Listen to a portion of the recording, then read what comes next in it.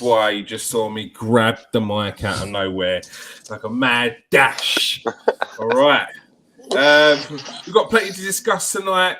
We will be discussing is Joel Glazer the problem at Man United? We'll be discussing will he give the help to soon to be announced manager Erik Ten Hag the help that he needs. There's news, or there was talk that potentially Cristiano Ronaldo vetoed Antonio Conte. We're going to be discussing that. We're discussing all sorts of things. We've got plenty to discuss. First of all, I'm joined by Garth. How you doing, Garth? Yeah, mate, great, thanks. Like Hammer used to say, too legit to quit. So. We've got Lauren Page. How you doing, Lauren? I'm all right, thank you. Good to have you back. And we've got James, the shoulders out again. You absolute savage. I know. Now, sorry, do you know what? Yeah. Now, do you know what? Yeah. As like a celebration for us hitting 1K, I'm gonna go and visit a few people. Yeah, I've not really mentioned it to anyone really yet, so this is off the cuff. I've spoken to James about it. I'm gonna be doing a gym session with James. He's gonna put me through his paces like the same way that he's getting ready for a competition. Yeah, so I said as a sort of 1K, take me to your gym and put me through my paces. I'm going to film it, and you're going to see me in absolute agony. I don't know why I'm doing it, but it's good. I feel like it's going to be good content. So we'll see. How you doing, James? Yeah, good, man. It's going to be good crack. Nathan lives around the corner, so we'll get Nathan along as well. It's going to be a good crack. Yeah. Yes. I just can't wait to see you cry. No. I was going to say, I've never seen one of my mates die on YouTube before. So that's going to be something different for me, innit? You know what I mean? Leg day, Kieran. Leg day. No, you can't do that. You can't do that. You can't do that. You can't do that. Leg day, man. Let's go. I'm getting upset. He's put him off now. No, I'm not scared of leg day, but I still need to be able to walk for the rest of the weekend. So we'll have a conversation about it afterwards. We'll discuss it. Once you've been on the cover of Championship Manager, mate, like everything else is just second rate, isn't it? Hey, don't worry. Also, we're I've actually got that as well. An advert that I've been in live on the show, just reminiscing. Throwback Thursday, they call it. Yeah. So, but first of all, back to wipe the smiles off your face because we're going to discuss Everton. Yeah. So, first and foremost, Garth, the Everton game. I mean, it was false positivity last week. I crowbarred in. Come and give me the score. It's got to be a win. But I know deep down inside you was probably a little bit worried about it. But yeah, what did you witness on last week against Frank Lampard's Everton side? Witness a horror show, mate. It's like one of the worst performances I've ever seen, and I mean that's not being hyperbolic. I've had a week now. One of the worst performances I've seen from Man United. The decision making on the technical side of it, the decision making on the pitch was poor. The runs, the space opening, it was all poor. But more importantly, was the effort given by a lot of the players out there. It felt like I hate to use the word "given up" because you can't say that about professional sportsmen, but they weren't giving 100% there. Like they can't have been because Everton are so poor at the moment. So poor, and they done a number on us. It's a madness, really. So yeah, I don't see how this team comes back under any manager. There needs to be some serious reinvestment in this squad, big time. Whether that be youth players coming up as well as signings, that's another matter. But we need new players, front and back, all over the pitch, pretty much. Dreadful performance, and yeah, one of the worst I've ever seen from a Man United team. Wow. Absolutely scathing there. Lauren, what was it you saw? How bad was it for you? It was abysmal. Like, I again want to say we've got a team that have given up. Our heads were down. There was no effort. It was like we weren't on the pitch. Our heads weren't there at all. You know, it wasn't in the game, and it's frustrating as a fan to watch because if you're sitting and watching your team at least try and not getting the results, it's a little bit easier on you because you can see that they are still putting in the effort for the club. But when we're sat here watching them just not give their all like they should do for the badge, it's so frustrating, and that's what we saw in that Everton game. That must be the worst feeling as a fan, though. Like they're not given the effort. That's what the minimal thing you want to see is some work rate, some passion. Yeah, and I think that's because as much as it's painful to watch week in, week out at the moment, we're still there, we're still supporting them, we're still going to watch them. Yet they don't really give back. I know they don't just play for the fans, but they should do. They should think about us as well. Mm-hmm. We're here to watch them. We basically are part of the reason they have their careers, because or the money that they get because of the economics of football. So they have to think about us, and when they're kind of letting us down by walking on that pitch with their heads already dropped. Yeah, I completely agree. James, did you expect that level of performance in any way, shape, or form last week? Was you surprised? You know what? This is probably going to be the most telling thing of all, but no, I wasn't. And to say that was probably one of the worst Man United performances I've ever seen, and I wasn't shocked by it, is crazy, right? Like, I know Garth and Lauren kind of said that, oh, you can't say professional sportsmen or sports people have given up. Well, what I witnessed for 90 minutes on the pitch was 11 players that had given up. Sorry to say, like, completely given up. It was just devoid of anything, mate. Like, you talk about effort being the bare minimum, playing for the badge being the bare minimum. I can excuse a poor technical performance. We all have our off days at work, but we all still show up, I hope anyway. We don't just ring up and call in sick and say we're not putting in a performance today. We still turn up and we try.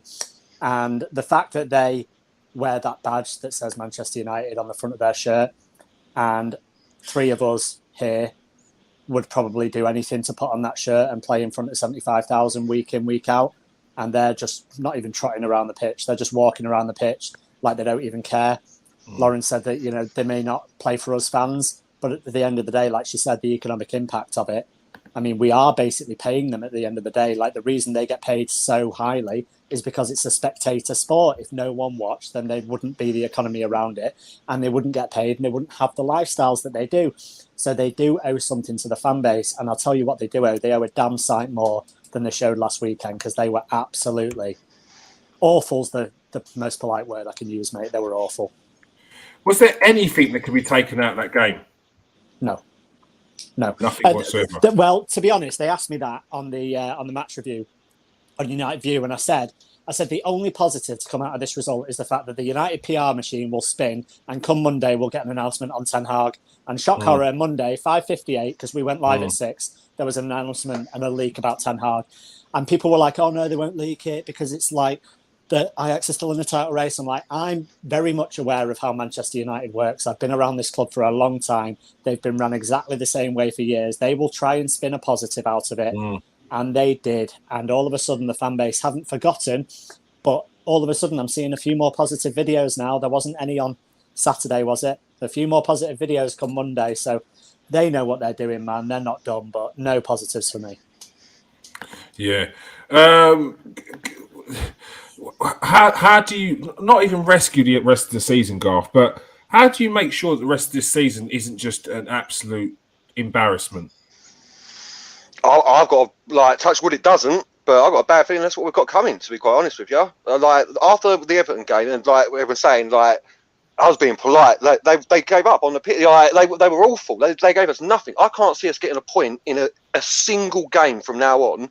After that, if we play anything like that against any team in the Premiership, we're getting beaten. Maybe a draw here or there. We're certainly not going to be beating them. We've got Norwich next, and I'm actually thinking, Norwich. At home, though, at least. We're at home. That's all right. Maybe we'll do something there. It's Norwich. We're Man United. No, there's no turning this around at this stage. Like I'm saying, we need signings. The only positive that could come out now is if Ragnick decided to start playing the youth players till the end of the season, and maybe 3 or 4 youth players turn our season around. That's it. That's the only thing I can think of here, honestly. Lauren, you're nodding your head about that? Is that something you'd like to see then? And who in that Man United team would you drop for the youngsters? Don't say what youngsters, but who would you take out for the youngsters? I think that was going to be my exact point. If our starting 11 have already given up on this season, why not give the kids a go? Because if anything, it can be the best thing ever, because they could, make us a little bit better for the last few games. In terms of dropping, it'd be your Rashford.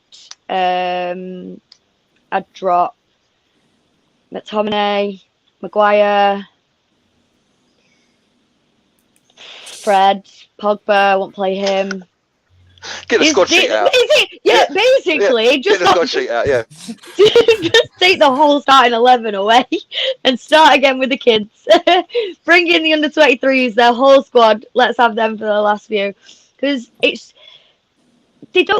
our starting 11 at the moment, our senior squad, don't deserve to even try and pull this team around, because they got us to where we are in the first place. So just play the kids. We've got nothing to lose now, really, because we're already on a downward spiral. So the only way is up if you change it completely.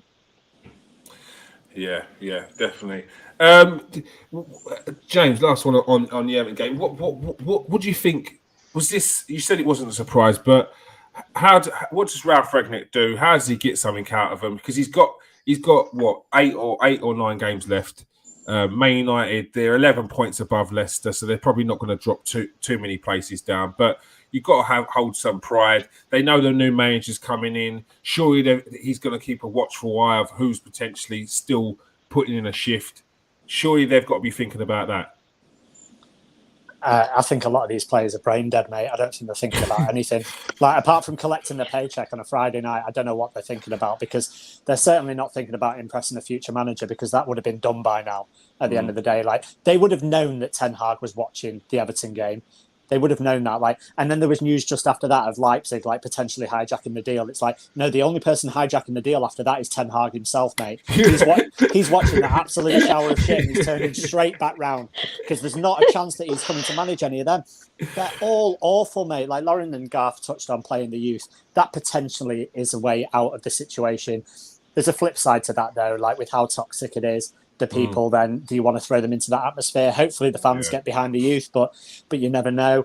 Garth's wearing a bit of a throwback shirt. You'll never win anything with kids. Well, we might not win anything, but we might see something from the kids. We can only see more than what we're seeing at the moment, mate. At the end of the day, it's awful. Like, and on Lauren's point, who would you drop? There isn't a single person I wouldn't drop, mate. I'd even say, give Henderson a chance in goal, see if it makes a difference having a sweeper keeper. I'd definitely play Fernandes at left back. I'd 100% have Garnacho in the team. I'd have McNeil in the squad all day. I'd have Mabry. I'd have Shoretire. I'd have all these lads in the squad, like, without a shadow of a doubt. There's loads of good talent in that. And every time I go and watch the 23s or the 18s, they play a style of football. They play with intent. They play with enthusiasm. They pass and move. They press. They look hungry. And none of our starting 11 look like that. So drop any of them, bring them in, give them a run out, give them the experience. And I've said over and over again, we've got no strikers, right? Rashford's not in the conversation when you talk about dropping Rashford, because we play Pogba and Bruno up front as 2 false sixes before we even play Rashford. So he's irrelevant. So Cavani's off on his own sick note. So we've got Ronaldo as a striker, right? Why is Charlie McNeil not in the squad learning off Cristiano Ronaldo? Why has he not been promoted to the first team squad? He could learn off arguably the greatest player of all time, and he's not even in that squad. He's an absolute baller if you watch McNeil. Honestly, he's an absolute baller. Can't wait to see him in the team. There's just like... You think he's got a serious chance of getting in that team with potentially a manager like Ten Hag? It's a long shot, because you never know once you've seen people at youth level whether they're going to make the step up. I remember James Wilson had a really good youth setup, right? A really good record at youth level, and he said he actually scored first time in the Stretford end, but he said after the whole game, like, that playing in front of them was a different kettle of fish, completely different environment, different pressure, and he kind of didn't cope with it well. You look at someone like Rashford, who was poor at youth level, but then made the step up. Greenwood was elite at youth level and then was kind of elite when he started his career as well. So it's like, sometimes you make the step up, sometimes you flourish, sometimes you don't. Makeda, for example, one game, never saw him again. So it's like, you never know whether it's going to happen, but the kid deserves a chance. Yeah, very good points. Is the main one of the show tonight? We get onto this subject. Is Joel Glazer the real problem at Man United? Is he solely to blame? are there other people in this? James is nodding furiously. We'll get around to it in a second. Shock horror and Glazers in. No. Like, that Snoopy was getting drunk aggressively as you were saying. I know. Chewing the straw like. Yeah, no. If I walk into the gym in a few weeks' time and you're chewing the straw like that, It's on. Leg day. Eating the shaker, the protein shaker, I'm walking straight back out, mate. Same round. After comments on TalkSport from journalist Jason Burtgarth, he said he singled out Joel Glazer as the main problem. Many factors, even down to little ones like decision making and them having to wait 9-10 hours to give a short answer. Logistical things we don't even think about. Because if you look at other ownerships and the structure they've got there, if you look at Arsenal, they've got Edu, whether people think he's doing a good job there. They've got Edu, they've got Vinay, they've got people in place, and they've got a manager in it, Mikel Arteta, who's taken the reins, like not so much as a head coach, which people are. He's more of a manager. If you look at Liverpool, they've got FSG and they've got their structure there. But at Man United, it seems like Joel Glazer wants to make the big main decisions, and it's impacting Man United. Is he the main issue? Should they be setting up a structure there? Should there be someone who's managing the club from England? Are they not doing it properly? What is the problem you see? Well, first start straight away. I always look at the man at the top when there's problems. Now, if the players on the pitch aren't doing well, I don't blame the players. Like I say, you can't sack 22 players. It has to be the manager at the end of the day. If the club isn't running well as an operation, I have to look at he's CEO, isn't he? He's whatever. He's the leader of the club, whatever job title he's given himself. The problems they do realise him. The biggest one I found with that little interview was the madness of the tiny decisions having to go through him. And having to wait, like you said, 7, 8, 9 hours for him to wake up in America and get back to, like, I'm guessing it sounds like things like tickets for players' friends and families and stuff like that. You know what I mean? It sounds mental. So, listen, I reckon he would say to you, since he took over, he's won 5 Premier Leagues, a Champions League, 4 League Cups, an FA Cup and a Europa League in 16 years. And how can you argue with that? On paper, you can't. But the thing is, you've got to remember, he came in 2006. So he had the bones of a quality football team, well-run organisation and everything. He had Fergie till 2013. Those 5 Premier Leagues, Champions League, 3 of the League Cups, and that's it, were all won in that era. Since Fergie's left, 9 years ago, we've won a Europa League, an FA Cup and a League Cup. You can argue with that. You can say that it was the glory, the greatness of Alex Ferguson and what David Gill and before him Martin Edwards had left behind in the club structure. And what this fellow was saying on the interview is exactly right. He's just let it rot, basically.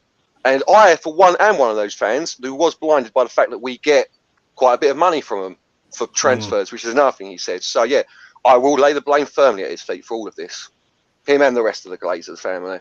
Okay. What's your feeling on the situation, Lauren? Is he the main problem? Should we point the fingers at other people? I think the club stinks from the top, and he is right at the top. So I do think he is the main problem. As we were saying about decisions being made, the smallest, most trivial things are going through him. This is a man who has no clue about football at all. He does great things in America. Granted, Tom Brady came out and said, the great Glazers are the greatest because they know that sport. They've come in to English football not knowing a single thing, came in at the greatest era and had it easy, as Garth said, when Sir Alex was there. Sir Alex has left and we've just plummeted and he doesn't know what to do. He has no clue how to run this football club. If he wants to, because devil's advocate, they've given us massive deals. We got Cristiano Ronaldo back. It took us 2 seasons. We got Sancho. Arguably, you can say that they do back managers, but that's nothing when you don't know how to run the club from the top, and you don't know what to do when it starts going wrong. and he doesn't know how to rectify what is happening at this club. Yeah. James, Lauren says he doesn't know how to run a club. I'm sure there's owners that they want these football teams, they want these things as their toys, but they put people in place to run the club. Is there not someone in there that should be making some of these smaller decisions? Is it an ego thing that he needs to make the smallest of decisions? What's your thoughts on the situation? The greatest leaders all delegate, mate. They all delegate and pass on responsibility to those who know better than them. It's very egotistical to think that you know better than someone that's a specialist in a particular area, especially when that sport isn't one of the main sports in the country that you were brought up in, so you don't really understand it like you do your own sport, which in fairness you've created a winning dynasty, or you're on your way to creating a winning dynasty. I don't really have anything positive to say about the Glazers, to be honest. With regards to, but they came in to take over a winning team, I don't even buy into all that. Like, was it easier to take over Manchester City now or 20 years ago? Because I can bet your bottom dollar you'd say it'd be easier to take over Manchester City now, because they are a successful winning team. And it's easier to stay at the top than get to the top in this era of football where it takes so much money. Yeah. I'll also say this as well. I argued with someone about this a while ago, because I said our club died in 2005. And they said we'd won like Garth reeled off a list of trophies. Oh, we've won this since 2005. We didn't die in 2005. We won a Champions League and several Premier Leagues since then. I turned around and said, listen, touch wood, if someone got diagnosed with cancer tomorrow and they lived a good life for 8 years, 9 years, they lived a good life, but it was terminal and they died in 9 years' time. Did they start to die in 2022 or did they start to die in 2031? Because at the end of the day, it's when it starts, right? That cancer of our football club, we rot from the head, right? So when they took over in 2005 and when they became a majority shareholder and then were able to take us off the stock exchange, that's when our football club died. I don't care what we won after that. That was the magic of Sir Alex Ferguson, the magic of David Gill that kept us going since 2000 until 2013. The Glazers killed our football club. They now say that they can't go and we're going to set up supporters fan club meetings and all this. Oh, we'll get to a game. Well, I see your family at the F1. I don't see you at Old Trafford. There'd be a large queue of us at Old Trafford waiting to speak to you, Joel. Just come on down, have a chat. I'll get you a pie. If the card machines are working, I'll buy you a pie, mate. If I think that's where it's not going. Give us one for free. Honestly, come down, mate. I'll meet you outside the East Stand. We'll have a nice hot dog. It's fine. Come, we'll have a chat about the state of the club. The club that you've effed up since 2005. You and your family have completely fucked it, mate. The club I love, honestly, I've got nothing positive to say about them, mate. I could rant about the Glazers until tomorrow night, so I'm going to stop. But they're an absolute joke, mate, and they need to piss off out the club. No, don't worry, James. We're going to keep on going, 100%. Right. I'm feeding off this energy. You're loving it. Garth, can Man United, under this ownership, get back to the top? First of all, can I just say I love the fact none of us are calling it football. We're calling it their sport. That's wonderful, because there's only one football. There's only one football. It's over here. No, because exactly what James, exactly what we're all saying. We've seen nothing that would suggest that this ownership model that they've got can take us places now. Like I said, I was semi-blinded by the money they gave us. To be fair, I really was. But when you really think about it, there's been no investment in the stadium. There's been no investment in the James was saying, they do all this thing for Miami, for Tampa. They're out in the community literally building houses and stuff for those residents. You know what I mean? To build that atmosphere up. They do nothing over here for us. So no. Will they sell? No. They're businessmen. That's what they bought this club for, and they make a lot of money off Manchester United. A lot of money. And that's what it comes down to in the end. They are never selling, not until that silly offer from someone comes in, you know what I mean? Like someone drops a 4 billion or 5 billion on it or something, you know what I mean? Something mental. They ain't selling. Their annual revenue they make off us pays for Tampa. That's literally how it works almost, it feels like you know what I mean? So, no. Listen, we've won a few things with this ownership model. It's football. So a good manager and a few new good players possibly could take us to a trophy. But long-term success? No, I can't see it, mate. I really can't. Lauren, do you see? Well, not do you see? How did Man United get back to the top under this ownership if it feels like it's a dead end, or what do they need to do? As we've all said, they need to delegate decisions to people who know exactly what they're doing and exactly what they're talking about. But as James said, they're too narcissistic, they're too egotistical to ever do that, and that's the problem. There's answers to these problems, but the Glazers will never ever do it, because that then it lowers their pride and it lowers their ego, because they have to, give those responsibilities to other people who are then doing their job, but it's their club. They just think they know best, and they will continue to think they know best, even when it's not working, because they're too proud to admit defeat. Mm-hmm. Yeah, very true. James, so what's the next step? Like, because as Garth said, are they ever going to sell? Don't see it, mate. So what do you do as fans? Protest, get out. So is that the way forward? Do you feel like that's the way forward? Yeah. I don't know, right? Because it's really hard. Because all I see is like people on Twitter saying, "Oh, you people in Manchester, all you need to do is stop going to the games and don't buy the merchandise and do all this, and the Glazers will go because you're speaking to their pockets." It's like, listen, mate, if I give up my season ticket, it'll be bought by a tourist who goes and spends £100 in the mega store, that therefore goes and puts more money in the Glazers' pockets. So that attitude is absolutely clueless, right? You're also speaking into someone's emotions, right? I've been going to watch this club for 26 years, so you telling me to stop is pretty goddamn hard to do. Like, it's part of my routine. Like, I love this football. I don't love football anymore. I really, really don't. I hate the game it's become, but I love Manchester United because I always have and I always will. So trying to tell me to stop that is not going to happen.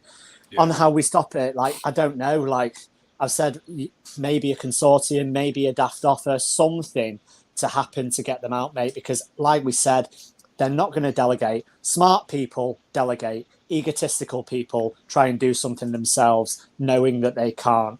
It takes a smart person to admit when someone else can do a better job and let them do a better job. And they're just not capable of that.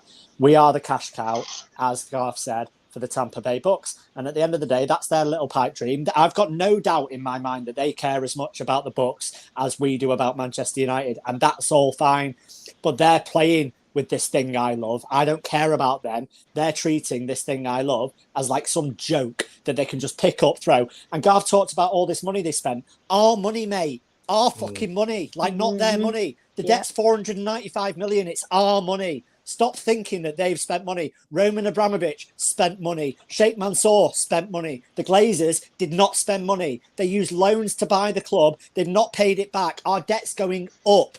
Don't lose sight of that, mate. Please don't. I've just got back into it. I lost sight of it. That was the problem. As I was saying, that interviewer said a lot of us have lost sight of the fact because of the money we get. And I was one of those fans until recently. It was the European Super League for me. That Kieran will tell you, like, I didn't watch Man United for the rest of that season. I didn't watch the UEFA Cup final. I refused because obviously I'm in Southampton. I don't go games that'd be different. But I was so done with Man United and football after that. It was over for me, and it was only coming back and doing this that got me back into watching football and stuff, to be quite honest with you, like this season, because I was done with them. But like 2-3 days after that, right, they came out with the fan consortium thing, right? And that was literally as a straight reaction to that. I had the chance to speak to someone who sits on that board, right? She's one of the 6 or 7 people. She's a season ticket holder for the men and the women at United. And I asked her a question. I basically said, I was like, was that a direct response from the Glazers? Have you spoke to them? Was that a direct response to the fallout from the Super League? And she said yes. And he admitted that. And he full on admitted that that was a straight, direct response to them committing to the Super League and then having to withdraw. So they knew that they were just doing that to try and get back on side with the fans. Unfortunately for them, a lot of our fan base, hopefully, is smart and sees through that, mate, because they care about the football club, Manchester United Football Club, as much as I care about the Bucks. Couldn't give 2 shits, mate. So as fans, how do you have that balance? Because it sounds like it's painful. So how do you have that balance of supporting your club, but you want to go down there and protest, which is going to potentially put a bad atmosphere into the ground. Like, how, Lauren, how do you keep that balance? What do you do yourself? I went to the protest before the Liverpool game. I have my season ticket, and I think season tickets are a drop in the ocean from what they make out of the club. I think especially shirt sales, they're a huge one because they're all over the world. I don't buy shirts from Manchester United anymore because although it's only 60 quid of my money, but that just adds because of the amount they get from shirt sales alone. I will, like James said, I'll buy my season ticket because if not, then, as he said, it's £100 ticket instead to a tourist who will go and spend £200 in the mega store. Mm-hmm. It's not the season tickets are, like I said, a drop in the ocean in comparison to other areas that they receive money from the club. So I think it's that balance of knowing when to spend, like give them the money and when not. And I think if we can protest, we can. Do I think protests really make a difference? I don't know, because I think he is so, like Joel Glazer is so arrogant. He probably sits there and laughs because he knows that everyone will still be back at the games the next week. And that's the problem. It's a bit of a catch-22 of what we should do and how we should deal with it. Yeah, it's true. It's very, very true. It's a massive catch-22. It's a massive everything you're saying is the truth. If any of you give up your tickets, a tourist goes there and gives them more money. Yeah. Like, what can you do in the end? It's for all of us, you know what I mean? Like, I've stopped buying football shirts and so on and so forth, spending money on merch. And Kieran will tell you, I used to be a beast with it. Like, I'd buy everything that come out, you know what I mean? Free shirts a year, all the books. You know, I've literally got 3 Schmeichel autobiographies for like 3 different ones from different eras for no reason. You know, it's the same book. It's still same player, same book, it's just different cover. It's a different cover. That's all. But yeah, it's awful, man. It's awful. You couldn't even be sly with that. Yeah, you know it. Nugget. Hey, man's been feasting all day. There you go. Man's been feasting all day. Let's go. It's been fasting, haven't you, Nate? I've been Top fasting man. since 4 this morning. So forgive me, guys. Forgive me. Is it just the whole fridge now? Is it everything in the fridge, Nathan? Just like just everything. Well, cheat day. We've got like chips and burger and Yeah, man. chicken. Well, don't worry, mate. We're going to work that off when we get you in that gym. Hey, Yeah, James. I don't Yeah, mind. me Come and you, down there, James. yeah. Me and you, James. We've got it organised. Yeah. I'm getting involved. Don't worry. Yeah. Someone make sure there's an ambulance outside that gym on that day, please. Just in case, you know. Yeah, I've got one in each arm.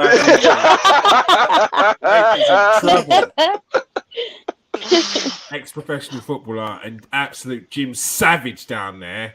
Like, yeah. St. John's ambulance is going to be busy. Yeah. All right. Nathan, I'm going to ask you. The Glazers, Joel Glazer's been pinpointed as a major issue at Manchester United. How do they fix it? You as a fan, you want to watch your team, but it's that catch-22 with you want to be positive because the players will feed off of that, but in the background, you know that things aren't going to change while you've got Joel Glazer in charge or the Glazers in charge. So what do you do as a fan? I don't know, but obviously I had the privilege of listening to you all give your views as well. So it was nice. For me, to be fair, I don't know anything about that side of the game, the people who are in charge and what they're doing, and how it's going to affect us a lot. But, you know, when you hear people talking about the fact that they've not invested in the infrastructure, like the stadium's getting old, everyone else is overtaking us. Our training ground, okay, we did update it not too long ago. But you know what I mean? So when you look at the other big teams, they're far ahead of us in so many different areas now. And they've got the structure in place. So when we're still talking about a director of football and all of that, you know, these guys have had them in place for years and they've seen the results. So I can see all that side of things, but how you fix it, we've just got to copy the model of these other guys. That's seriously, Man City, Liverpool, that's the model. Simple as that. And if we can do that, then we can start seeing some improvements on the pitch. I think we've gone a long way with the Ten Hag appointment, because we know that should be a longer term investment. They should be saying, listen, we're going to give you a few seasons, not just like next season. And if you're not right at the top, you know, you're going to get out. Otherwise, there's no point. It's just going to be a circle again and again and again. And no one's going to succeed here. We know what he can do. We know his credentials. We know what he can do with young players, bring them through. Let him bring all the players that he wants in. Let him get all the players he wants out. And let's get some structure around here, you know, and make it happen. As a player, if there were protests going around at your club, would that have any effect on your game? Do you feel? Nah, not really. The only time when it would affect is what I would say is when you're playing and you're losing games, and then the fans get on your back because you're already low on confidence, and then the fans on your back as well. You know, like you start a game, you're kind of okay until a goal goes in. Then you're finished. Like you've seen it happen many times before. When teams are struggling at the bottom, they'll come out all fighting. As soon as they let a goal in, oh my God, it's happened again. You know, and that's what happens. So it can affect you with the fan side of things. But in terms of the protest against like the board and stuff, I don't care. I didn't care. Not that I've been involved in that, but I wouldn't care at all. Like what's going on off the pitch, if you get, I mean, what they're talking about. I'm just focusing on what's going on the pitch, because if your focus is off the pitch, you're finished, aren't you? Really? So you got to concentrate on the job in hand. So that's all I used to do, and that's all I remember others doing as well. Very, very true. Lauren, one of the other things that came out in that interview with Jason Burt was that Ralph Rangnick doesn't yet know his job. Now, with a new manager coming in, the guy's already been offered given a 2-year deal after he leaves his managerial role at the end of the season. Is it not a bit crazy that he doesn't know his role that he's going to be in come the end of the season?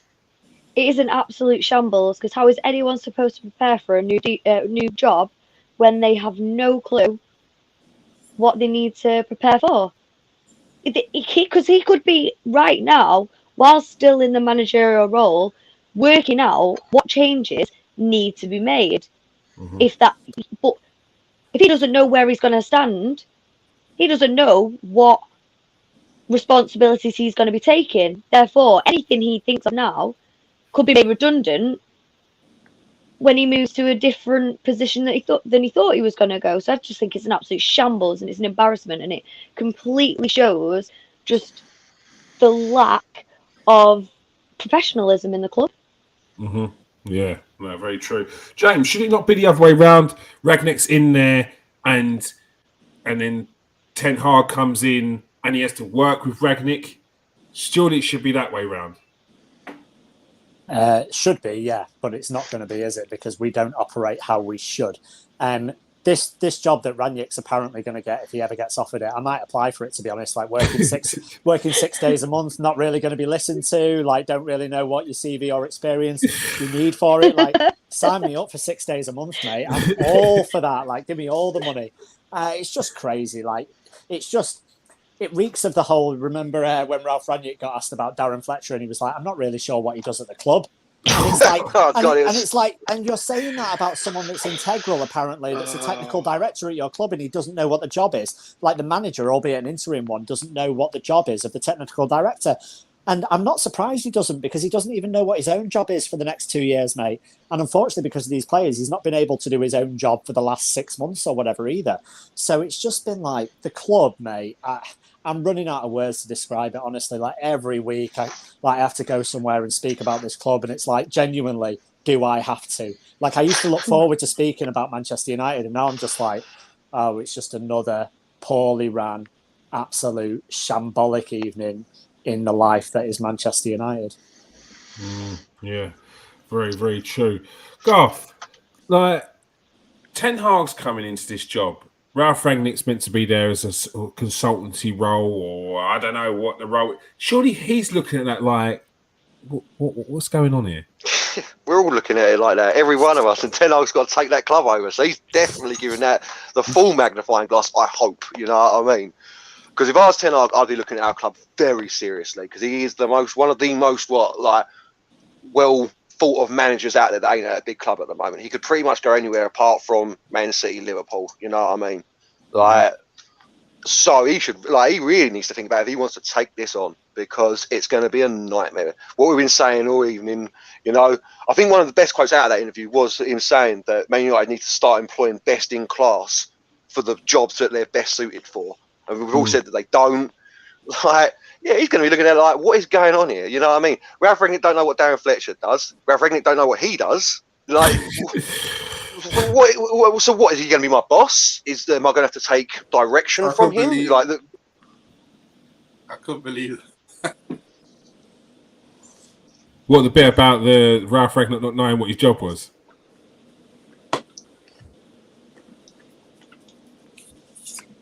Go on, go. Without, can you get my phone, please? Classic. Classic. Yeah, but as I said, it's a madness, isn't it? If Rangnick don't know what Arthur's team does, he doesn't know what his position is going to be afterwards. Exactly what Lauren's saying. How can he set up for his future, like, role at this club? How can he be setting it up for our new manager, which is what he was meant to be doing for 6 months? You know what I mean? He come in. I said like 2 weeks after he come, and he said that he gave a report saying that Shaw, Maguire, and Ramsdale were not good enough for this club. That was in January. That was in the January transfer window. It felt like that's what his role was going to be. So it was like, okay, these players do need to fix up around him because he's going to be deciding their future. Yeah, but not just that. Nothing's been done. We haven't signed any replacements for them in January, and we haven't moved any of them on. You know what I mean? I presume there was more than just those 3 players on that list, because if I got the chance to go in there and give him a list of who should go, it's going to be a couple of pages of A4. So, it's a joke. It all comes back to what we were saying at the beginning about Joel Glazer. This club is just so piss poorly run. It's a joke, really, isn't it? You know, if it wasn't so painful to me personally, I'd be crying with laughter. If this was Arsenal or someone else, we'd all be laughing at them. You know what I mean? Like any other club, but it's not. It's our club, and we are in serious trouble. So you could have picked any other team. No, you're there, Key. I'm looking at you, mate. Ain't I? You know, like any other team. You know, I've got an eject button. I do this pod on my own. I'm old enough to remember. When we were rivals, mate. All right, Arsenal were one of the first rivals I had proper. So there's always going to be Arsenal the enemy to me, mate. So composure. All right. Nath, Ralph Rangnick doesn't know what his role is. Ten Hag's coming into a job where he's meant to. I mean, surely he must know Ralph Rangnick. Surely there's got to be some. Is Ten Hag the man that's going to come in and restructure and reshape Man United from a managerial role? He's going to have to, because I'm hoping that the rumours that he's not coming in unless he gets the opportunity to actually take charge of everything. Then we're going to be all right, because that's the problem. You see, some of the managers, they got their hands stuck behind their backs. You know, they come in and they can't make decisions. The players are coming in and they're not their players. You know, they can't get rid of players. They can't bring in players. So it makes it very, very tough. And for me, you look at the Rangnick situation, it's crazy, because how can he not know what is? Oh, what does Fletcher do? I don't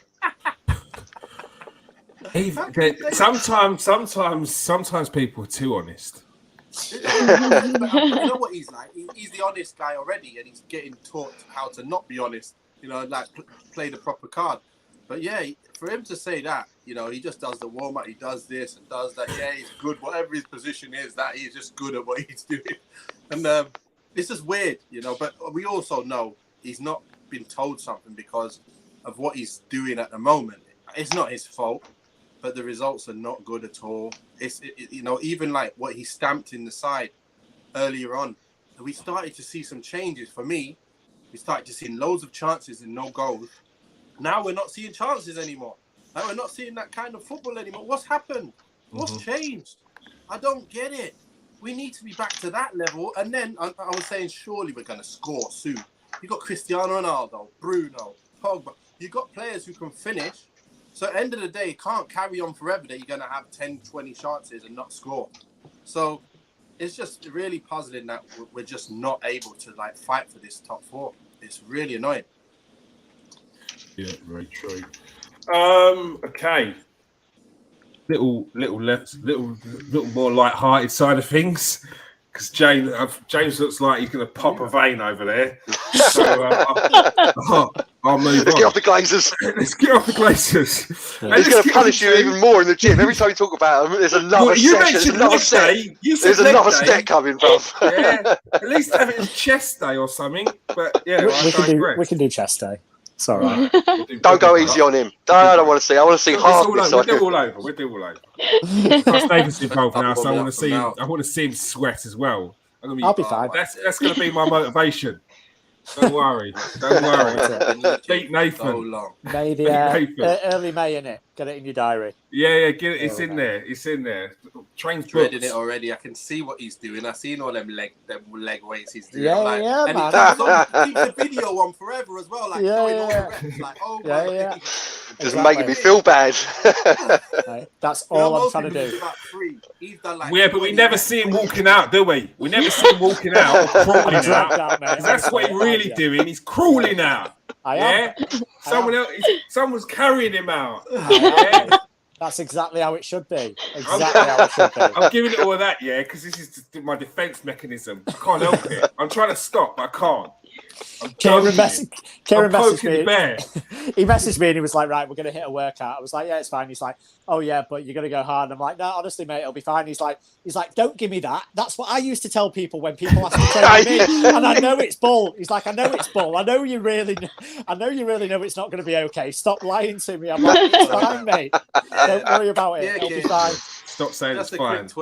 Just a quick 20 reps on this one. Oh, I thought you said 20 minutes. What's going on? I know. All right. So, James, there's talk that Man United are going to modernise Old Trafford, bring it up to date, add some much needed investment. Is it really needed? Yes. Yeah.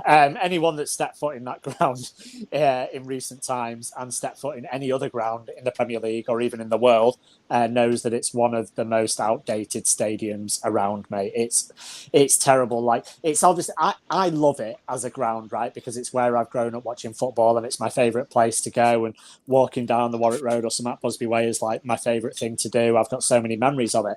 But once you step foot in the ground, mate, it's a joke. Like, I made a joke before, but literally we couldn't get a pie earlier on at half time during a game. Like, the contact list was down and it was like, we can't get a pie or a beer. And like, it's just a joke. Like, you go to the toilets are a joke. There's no signal within about a mile of the ground, mate. Honestly, like as soon as you step off the tram or anything, you literally can't get any signal anywhere.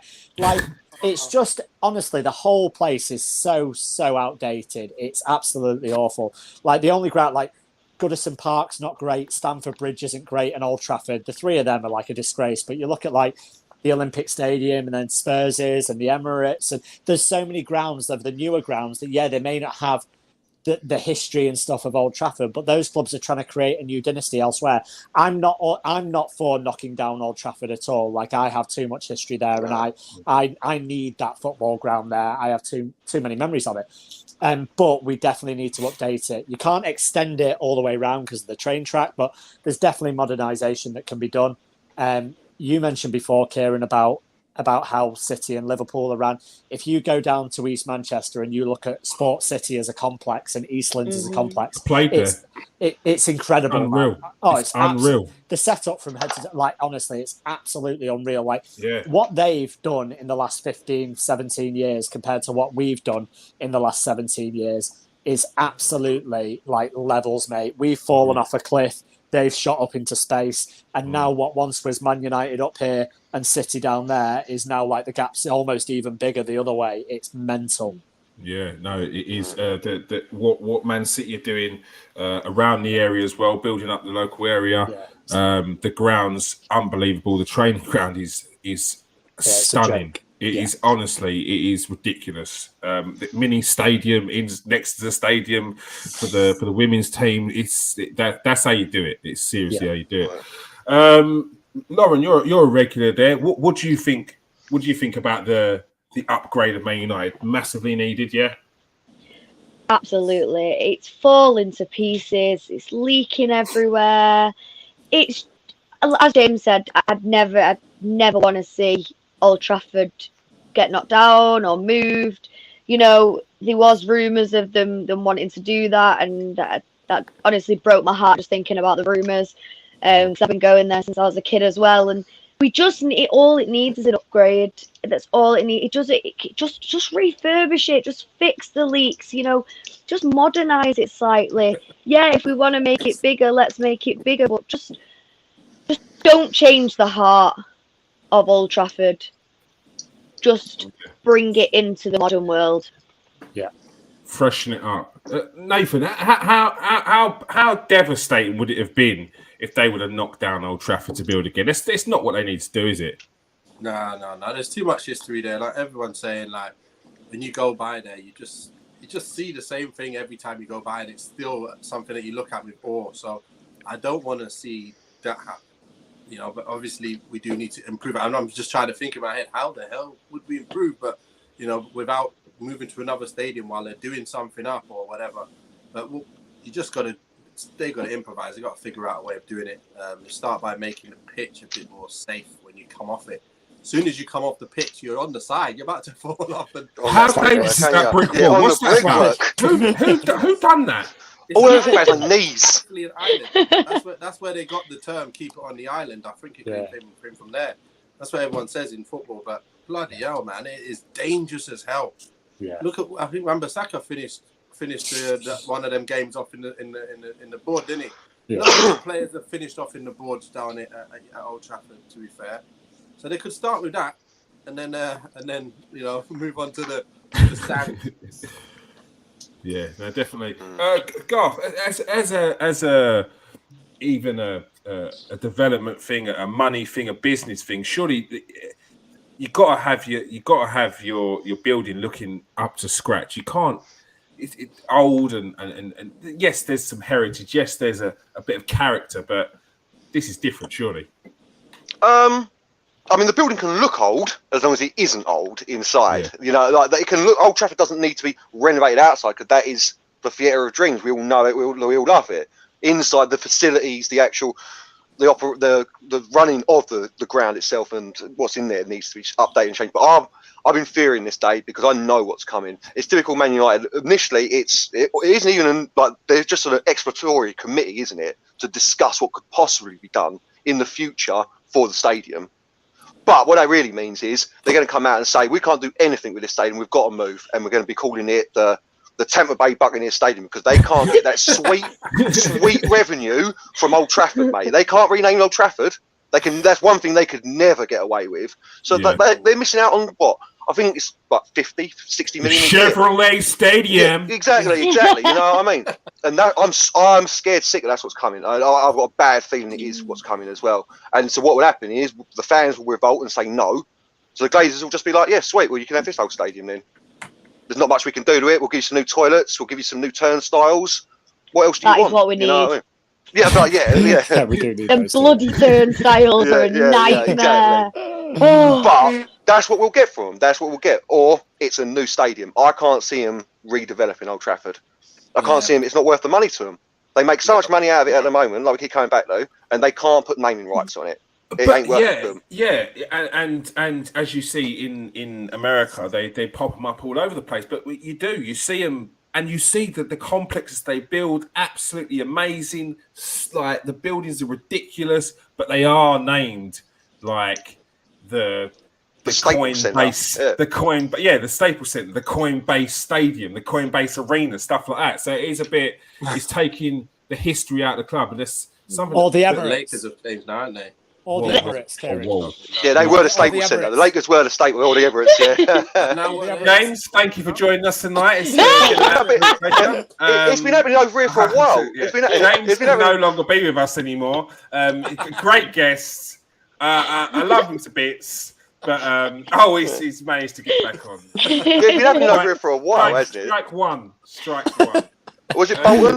Were Bolton the first ones with the Reebok Stadium? Yeah, and then Middlesbrough with the BT Cellnet Stadium. Like it's been going on since the 90s, but you can't do Old Trafford. Those exactly. Clubs that needed it. So do we. I want it. You can't knock Old Trafford down. Wedge between us. Yeah, Like- they can't knock Old Trafford down, but yeah, they're not going to redevelop it. Like I say, it ain't worth the money to them. Do you think they haven't done it because they've we haven't been winning things to make that extra money in the Champions League and winning the league and all of that?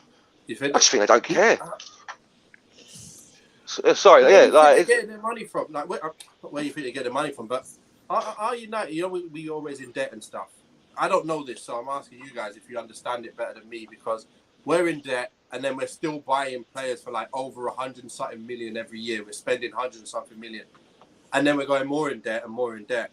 So if we're going to go and upgrade the stadium, does that mean that we won't be upgrading the players for certain seasons like Arsenal had, you know, when they had that, and then Liverpool had the same situation as well? Is that what's happening with us? Or So you've got to balance the books, right? That's what financial fair play is apparently about. So it does have some effect, but basically what you've got is the Glazers loaned a load of money to basically fund the club, right?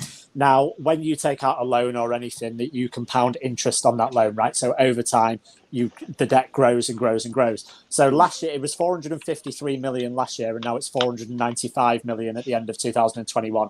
So we're 495 million pounds in debt. Now, I wouldn't have a massive issue with that with regards to football clubs are in debt, that's fine.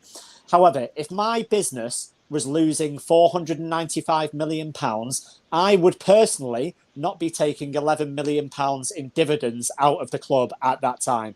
I would be reinvesting it into my business to try and turn my business into a successful, profitable one.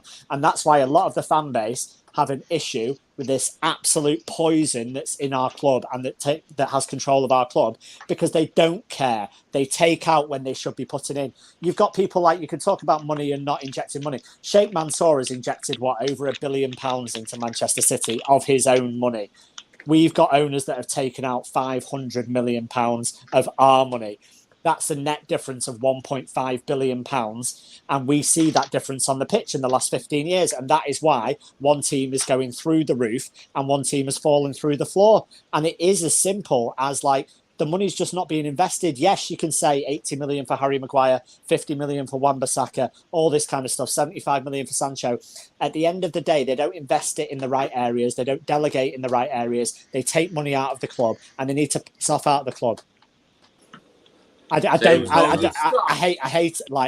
Glazers, man. I hate it. I've had this rant a lot. No, it's good. No, it's yeah, good. it's fair. You need It's to put it completely out true. as well. 100%. And I think what you're talking about, Nathan, as well, is a bit of what Garth was saying earlier. It's they have to invest in the team, otherwise they'll fall right off a cliff and there'd be no coming back. And that's the danger of Man United.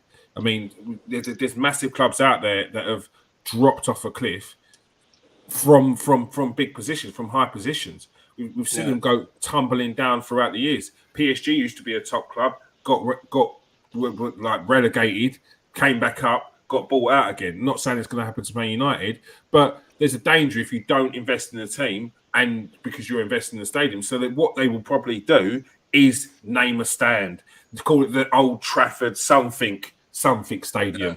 So it will be a balance of both. Whether that works or not, we will see. We will see. Yeah, Mike actually tried that with St James's Park, didn't he? And obviously it lasted about a week.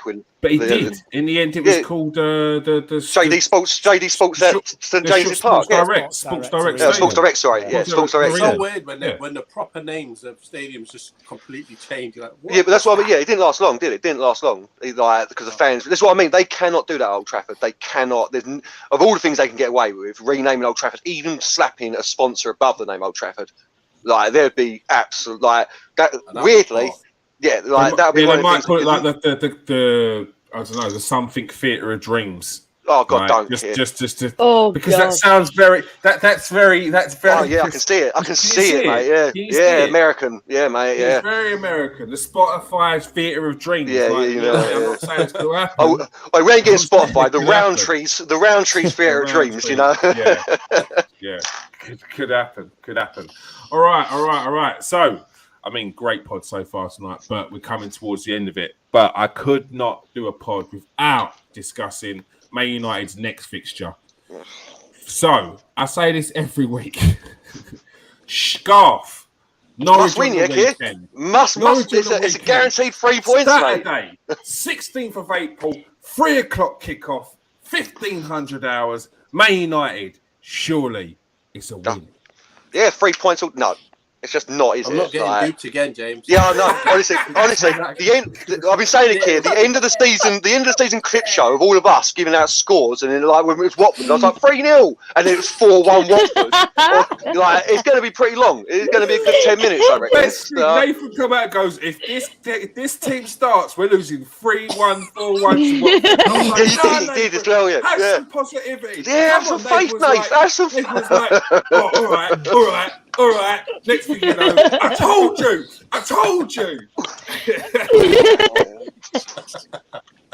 I mean, yeah, Norwich are bad. Norwich on Yeah. the weekend. Dean Smith in charge. It's been very topsy-turvy, up and down.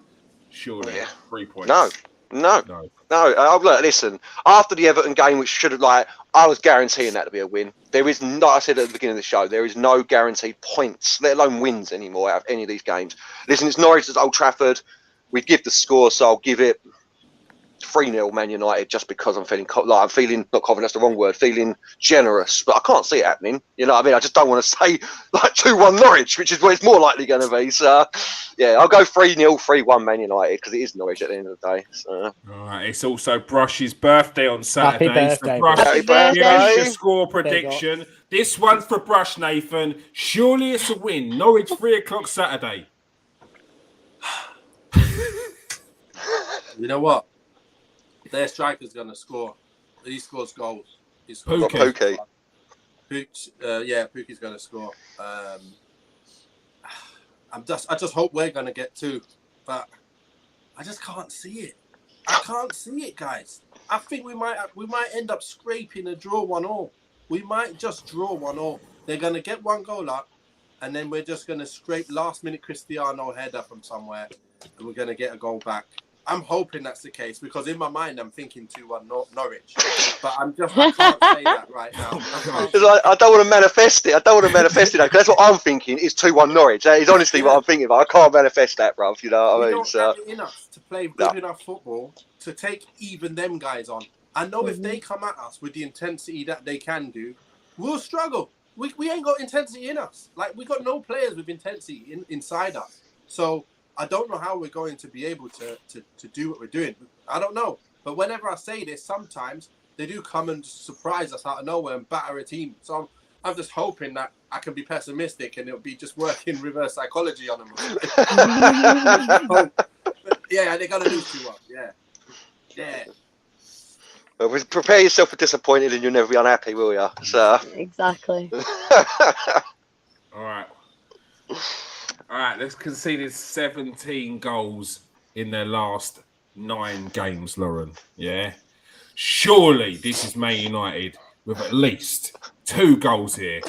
There's got to be a victory at Old Trafford, 3 o'clock, Saturday. What are you saying? Give us your score prediction. Just remember, Everton had the same problem and they had a clean sheet against us and won. Don't listen to them. No, don't listen to them. Don't have it. Don't listen to him. I think it's going to be the most boring game. It's going to be 0-0. Send it into the ether. Honestly, I think it's going to be so boring to watch. And it's going to be a 0-0. No, 0-0. We're not getting anything. No one's getting anything. Like, one nice day before the end of the season, I'm happy. Like, game day. One nice game day for the rest of the season, I'll be happy. They'll just give us hope, Nathan. They'll just give us a glimmer of hope. Too much. 0-0. James, Lauren's giving you a clean sheet. Yeah. That's positive. I like it. I'm trying to take the positives from the game, yeah. I won't tell you they just come off of a 2-0 win against Burnley. So we can But surely this has got to be a win. I'm not saying Man United are going to turn their season around. I'm not saying top 4. I'm saying they're playing bottom of the league, James. Give us a positive spin to end the show. Positive spin. It's Brush's birthday on Saturday. Happy birthday.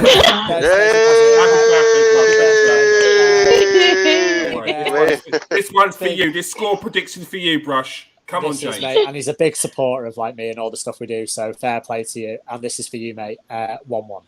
1-1. 2 candles to go out. Come on, mate. Still want to get an invite to my birthday, bro. 1-1. With them presents, mate. I know, yeah. 1-1. Just for you. 1-1. 1-1. It would have been 1-0. 1-1 just for you. He said 1-1 of own goals. The foul. Both own goals. Give us the score prediction. Come on, give us some positivity. I think that like first 10 minutes, Maguire's going to score an own goal. Yeah. Yeah. Why not? And then Why not? We'll be pushing for a goal for the whole game, and then Maguire will score another own goal. Will he score a goal? Nah, 2-0. and then, I tell you what, This happens. It's a goal for the badge anyway. It's United. Yeah. It's the United player scoring. That's the positive of that. Yeah. I say you lot are not making me want to watch this game at all. I might find something else to do Saturday at 3 o'clock. I'm not giving a score prediction. Brush is happy. That's all we know. That's what's They got important. that. Brush Thanks is for the happy. support. Appreciate the support. All right, that is all we have time for, though. Please press that like and subscribe button. If you are watching on Twitter, make sure you come over to KS1 TV and press that subscribe button.